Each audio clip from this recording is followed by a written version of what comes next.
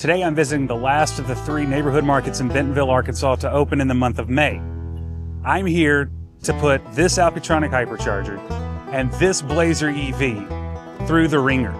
We're going to start at an extremely low state of charge, and I'm not expecting this to go well. Oh, hang on, did you see that? Stick around.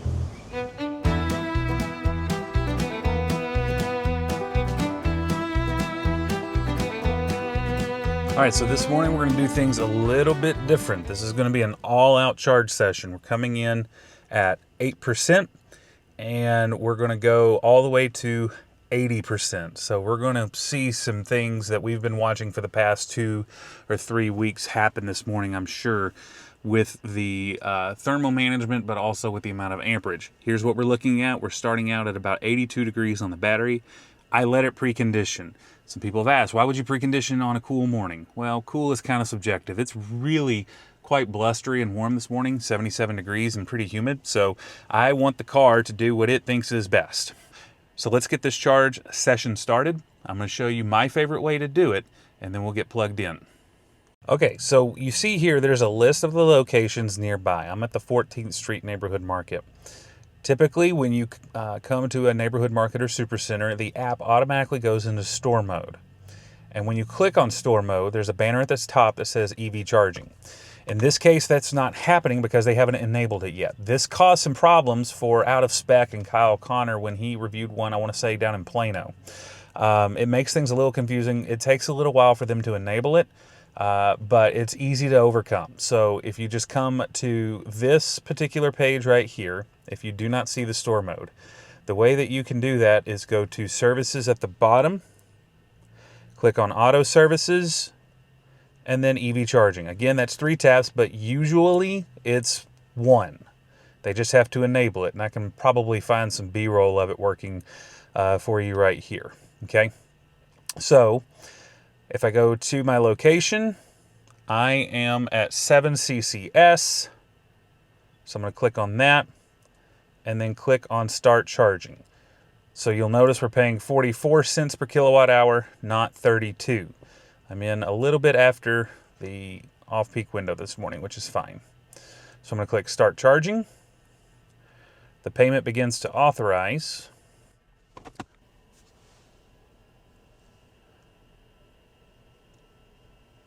And now it says authenticating on the Alpitronic Hypercharger. Let's go plug in.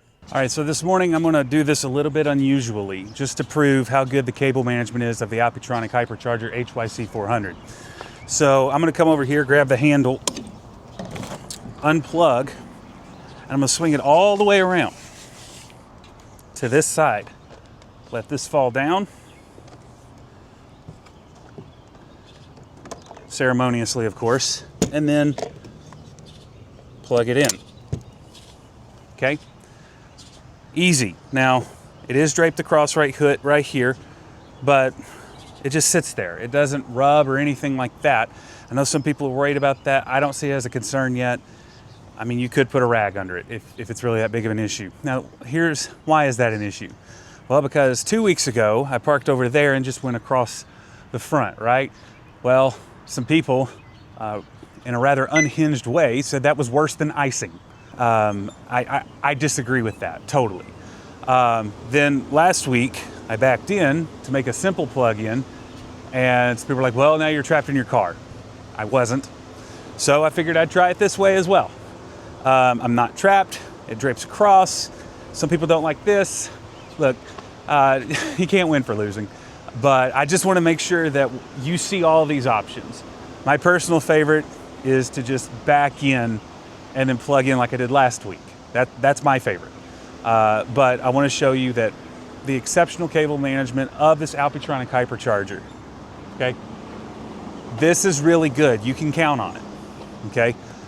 It's going to serve all vehicles really, really well. Let's see how we're doing. All right, so we just started. We came in at about 7%, again, really low. And right here, you can see why I don't like coming in below 20%, because this voltage right here is sub 300. Again, that's an Ultium architecture issue. My light to charge now came on the way here, and I know that happens whenever you hit below 270 volts on the pack. So I know I was pretty low. So we're gonna watch this. We're gonna see if that cliff comes back at 6 or 7 minutes, and just, you know, an all-out charging session here. And let's take a look around. So at this location, you have 4 Alpitronic Hypercharger HYC400 units, 3 of them in a line over here, and then 1 that is accessible on this side of the aisle closest to the store. Again, everything about this is in line with the other locations that have the accessible on their own. You have it marked to use last, and then you have this area all around it that makes accessing this screen a breeze for anybody in need of handicap accessibility. Something else worth mentioning here, Walmart Plus members are getting 10% off at this location. Again, if you are in Northwest Arkansas, DFW, or Phoenix, you are getting that discount right now. Hopefully a nationwide rollout happens soon for that perk for Walmart Plus members. Just like all of the other sites that we've seen in Bentonville using the Alpitronic Hyperchargers, 1500 kVA along with the switch gear here. So an appropriate subscription for this site as it is right now. But this actually is the location where I've seen with my own eyes plans for expansion in the future. Whether or not they get to that point, we'll have to see, but they are ready for it. And again, with this configuration of stalls, all they have to do is change the transformer, and then out here, run that line through here, and you can put another one here and another one here, and now you're up to a 12 stall site like we have seen in DFW and even one in Phoenix. So we have crossed 10 minutes now, our normal check-in time, and we're down to 144 kilowatts. That's not significant. That looks pretty normal.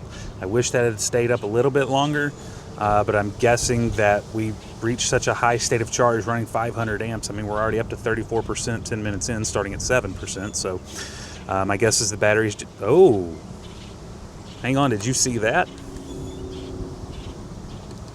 It did do it. Ha, we got it. So, went straight from 144 to 124.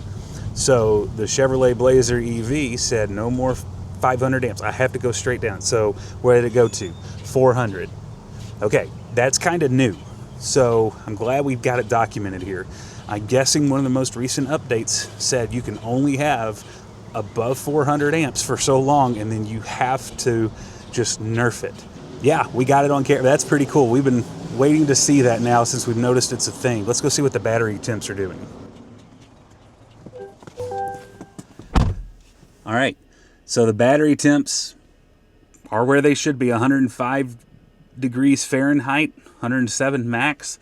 This doesn't look crazy to me. Again, should be pulling around 400 amps, 396 right there. So everything is normal. If the new normal is you can only have above 400 amps for 10 minutes charging your Blazer EV. Again, I've never noticed that on an Alpitronic Hypercharger because they offer the graph. I've never noticed that until there was a recent update for this particular vehicle. So we'll see if that pays dividends. Maybe lowering the amperage allows it to sustain higher longer. All right, so we're going to check in early here because now something else has happened. We are just crossed 15 minutes in this charging session, 15 minutes, 30 seconds. We held 400 amps the entire time, and now as we hit the 16-minute mark, it has begun to taper again. So right here, a 5-minute plateau of 400 amps. This is a very interesting charging profile now. Now, what's going to be interesting to me is how far can this lead out so that this line is connected, right? From here out to here. And this is the normalized version. You can't really read this state of charge normalized really well. But on the other chart, I mean, I'm just interested to see, does this sustain up long enough to where you get a nice line across from here? If you get that nice line, maybe that means that your time losses from lowering the amperage intentionally, maybe they're minimal. But if it's something that the car absolutely has to have to preserve the battery, preserve its thermal system, then I'm wondering if maybe we've gone backwards. But we'll see. Let's just watch and see how this goes. Let's check again on the battery temps. All right, here are the battery temps, and again, if you would like to do this yourself, here is a video card that you can watch to see how to get CarPlay in your GM EV. So 116, 114. So we are really hitting a thermal barrier here now. 95 kilowatts. That is definitely heat management, especially if this is approaching 115 and this is getting ready to approach 120.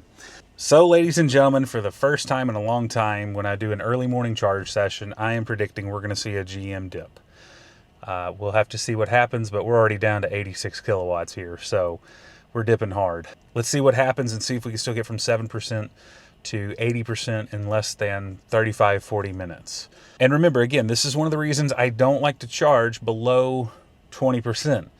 It's a longer period of time with sustained amperage that creates heat. And so this is going to happen when you charge below 20% in a Blazer EV or an Equinox EV. Hey, just want to remind you, click subscribe if you haven't already. We've got a ton of content coming for Walmart EV charging as the nationwide expansion continues. If that's of interest to you, you will definitely want to see what's going on my channel, as I'll be taking it beyond Arkansas pretty soon. So go ahead and click subscribe if you haven't. You're definitely going to want to see it. Thanks. All right, and while we're letting that charge, the good news is over at Supercenter 100 in the middle of town, construction is done and they're online. I checked the location yesterday, and I want to show you what I saw as I grabbed a very quick charging session.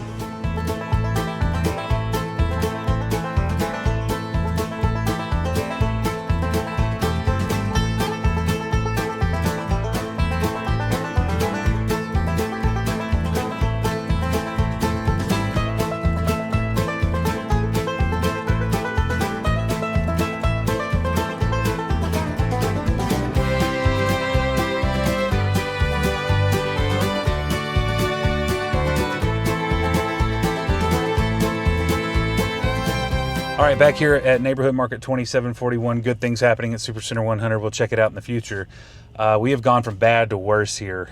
Mary Barra's spine has got to be tingling because we're at 120 degrees max, 118 average on an Ultium platform vehicle battery. So you know what that means. GM dip, baby. All right, so down to 47 kilowatts. That's absolutely terrible. So again, I asked for it though, starting at 7%. And if I weren't doing a test session to try and prove some points on this, I would already be gone. But again, 400 amps max right here, 500 amps max here. And then the thermals took over, and you can already see that dip trying to rebound. So, wow, current 161 amps. This is really something right here. So yeah, we're going to be here for a little while. Again, I would already be gone if I had to charge like this, but doing an intentional 7 to 80% test session, we're gonna ride it out and take a look. Let's see what's around this particular neighborhood market in terms of amenities. All right, again, so this is Neighborhood Market 2741 in Bentonville, Arkansas. This was the first one to go under construction for Walmart EV charging, but the last one to come online. In terms of amenities, not a ton. There's Sam's Club fueling over there, Harvest Bank, and that's about it. Now, this is actually a pretty good neighborhood market. It has what's called a hot deli, so that's great. You can get fresh chicken over there, whatever you want. And then there's a Sam's Club back here, and you can get fresh chicken there too, obviously, so everybody loves that. To check out the Sam's Club, there is a nice path right here that will lead you down to the south, and then you can walk around and head to the Sam's Club that's right back there. That's where I'm headed right after this. All right, so we just crossed 30 minutes here. Ordinarily, we would be done if we had started with it at an SOC of 20, but starting at 7% has wreaked havoc on it. And so We're only at 62% state of charge at 30 minutes in, so this is not going great. I asked for it, but I thought it would be a little bit better than this. Let's ride it out though. All right, folks, we're just hit 80% right there. Here's a look at our stats. 67 kilowatt hours put in, just under $30. 43 minutes and 12 seconds. Here's what the battery looks like, up to 118 max. Average finished 116, so it was thermally throttled, no doubt. I mean, we watched it the whole time. Let's go see what this GM dip looks like. And I guarantee you we're gonna hang it in the Louvre. Look at that, jeez. And it dipped so low in the SOC. Gosh, okay. So it confirms everything that I've come to expect and know about this vehicle. So again, it is what it is. There are some things you can do. Let's talk about those real fast. All right. So again, I suggest do not plug in below 20%. Try to get at 20%. That saves the really high amperage, which creates a ton of heat that it has to manage, which it clearly still doesn't do a great job of doing. I mean, the air conditioner was off. Everything was what they would want it to be. And it still took us nearly 45 minutes to go from 7 to 80%, which is just getting taken out behind the woodshed by other vehicles in the year 2026. But it was supposed to be 40 minutes from 20 to 80% when I bought it. They have improved it. It's just behind. But the cost when I bought the vehicle might justify it. I don't know. So yeah, I would definitely say try not to charge this thing too far below 20%. That's probably good battery health etiquette anyway. But also, if you can watch the temperatures like I can with the CarPlay, leave as soon as that average hits 115 degrees on the battery temperature. Just go. It's not going to get much better than what you got if you're going to have to ride a dip like we did. So yeah, Blazer EV still a long way to go. Walmart using Alpitronic Hyperchargers.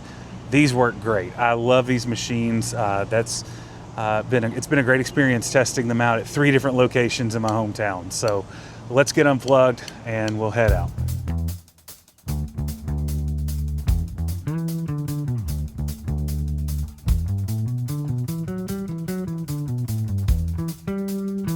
And there you have it. Over the last 3 weeks, I have visited 3 different stations in Bentonville using the Alpitronic Hypercharger from Walmart EV Charging.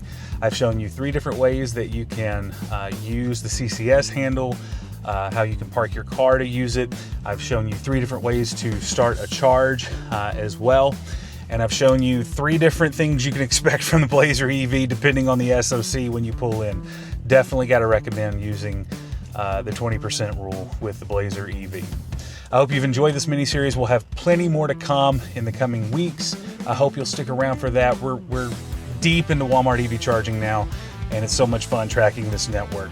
We'll check out Store 100 sometime in June probably, once school has ended and summer vacation has started, and I look forward to getting to do that. If you haven't already, I encourage you to subscribe. It really does help the channel, and I've got plenty more content for Walmart EV charging and Blazer EV and everything coming soon this summer. So I hope that you would consider doing that. Thanks. From Bentonville, Arkansas, thank you for joining me. Happy trails.